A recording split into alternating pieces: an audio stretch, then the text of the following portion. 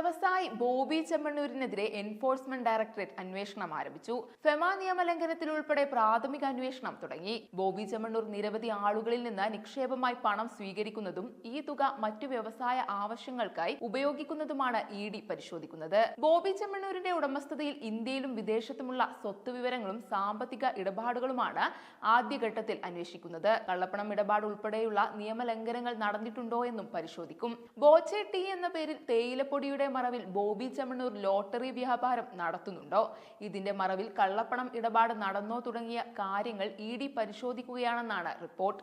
Boche tea പാക്കറ്റിലൂടെ lottery നൽകുന്നതാണ് ബോബി ചെമ്മണ്ണൂർ നടത്തിവരുന്ന ലോട്ടറി വ്യാപാരം. ബോബി ചെമ്മണ്ണൂരിനെതിരെ നിലവിൽ രജിസ്റ്റർ ചെയ്തിട്ടുള്ള ലോട്ടറി വകുപ്പിന്റെ പരാതിയും മറ്റു പരാതികളും പരിശോധിച്ച് ശക്തമായ അന്വേഷണം നടക്കുമെന്നാണ് വിവരം. കേരളത്തിലെ ബിസിനസ് രാജാവിനെയാണ് ഇഡി പ്രതിക്കൂട്ടിലാക്കുന്നത്. അനേകായിരം കോടികളുടെ ആസ്തിയുള്ള ബോച്ചയുടെ വളർച്ച ഒരു ബിസിനസ് നടത്തി ലാഭത്തിൽ നിന്നും വളരുന്നതിനേക്കാൾ അതിവേഗത്തിലായിരുന്നു.